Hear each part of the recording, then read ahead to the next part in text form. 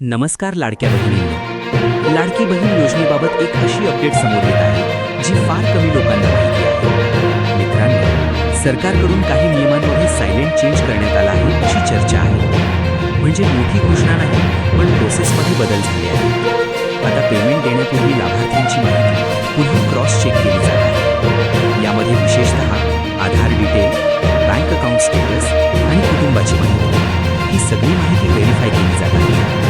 यामुळेच अनेक महिलांचे पैसे उशिरा येत आहेत. कारण आता सिस्टम ऑटोमॅटिकली चेक करते की तुम्ही पात्र आहात की नाही. जर थोडासा मिसमॅच सापडला तर पेमेंट होल्ड होऊ शकतो. आणि हे सगळं क्वाइटली चालू आहे.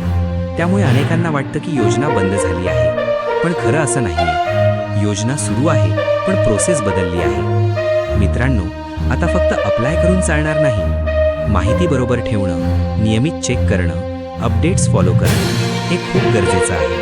कारण पुढील हप्ता हा या नवीन सिस्टमवर आधारित असू शकतो. म्हणूनच ही माहिती खूप महत्त्वाची आहे.